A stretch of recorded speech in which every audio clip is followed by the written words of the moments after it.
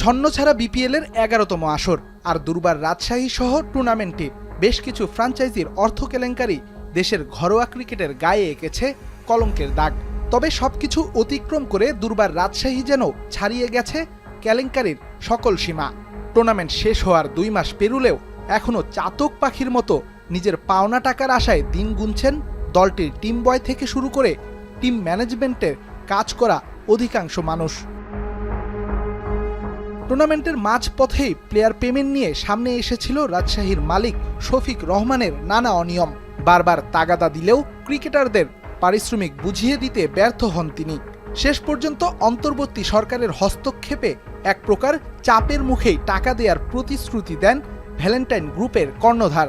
পরে সেখানেও ব্যর্থ হয়ে ১০ মার্চের মধ্যে সব পাওনা বুঝিয়ে দিতে ক্রীড়া উপদেষ্টা বরাবর নতুন করে আবেদন পাঠান শফিক রহমান। দিন যায় রাত যায়, কিন্তু কখনোই দেখা মেলে না শফিক রহমানের পাওনা টাকা পরিশোধের সময়। বিদেশি ক্রিকেটার থেকে স্বল্প আয়ের ৫ টিম বয় দুর্বার রাজশাহীর সঙ্গে কাজ করাটাই যেন তাদের জীবনের সবচেয়ে বড় অপরাধ।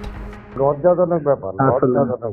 বিসিবি তো আমাদের কোনো টাকা দিবে না, প্লেয়ারদের দায়িত্বটা বোর্ড নিয়েছে, আর আমাদের ম্যানেজমেন্টের টাকা এটা তো বোর্ড দেখবে না, কারণ আমাদের কোনো চুক্তিপত্র থাকে না। প্লেয়াররা অনেক টাকা কামায়, কোটি কোটি টাকা কামায়, ওদের কিছু টাকা গেলে সমস্যা নেই।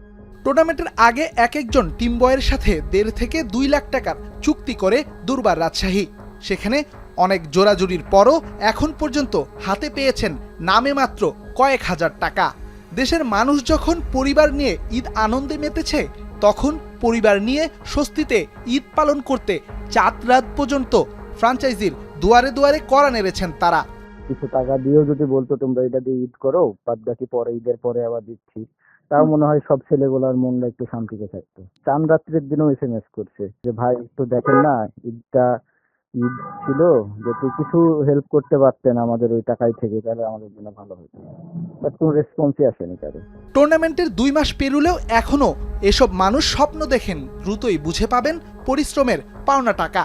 আর এই যাত্রায় তাদের স্বপ্ন সারথি ফ্র্যাঞ্চাইজিটির অপারেশনস ম্যানেজার জায়েদ আহমেদ, যিনি নিজেই নাকি এখনো পাননি কোনো কানাকড়ি। সরকারকে দেয়া নতুন প্রতিশ্রুতি ভঙ্গের পর এক প্রকার গা ঢাকা দিয়েছেন শফিক। আর রাত বিরাতে শফিকের খোঁজ করেছেন জায়েদ। আমি ১ টাকা পাইনি, কেউ প্রমাণ করে দেখা যে আমি ১ টাকা পাইছি। বিদেশি ভাই আমি থাকা অবস্থায় 25% পাইছে। তারপরে ইস্যু যেটা, এটা পুরোটাই শফিক সাহেবের। আমি তাকে যখনই জিজ্ঞেস করি, বলে ফরেন প্ল্যান নিয়ে তোমার কথা বলার দরকার নাই, এগুলা নিয়ে আমি দেখতেছি। নীতিগত জায়গা থেকে, দায়িত্ববোধের জায়গা থেকে আমি এখন ওনার পিছিয়ে করি।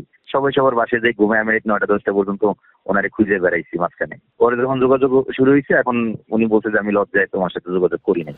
শুধু টিম বয় নয়, বিপিএলে রাজশাহীর হয়ে খেলতে আসা কোনো বিদেশি ক্রিকেটারই এখন পর্যন্ত বুঝে পায়নি নিজেদের চুক্তির ৪০% অর্থ।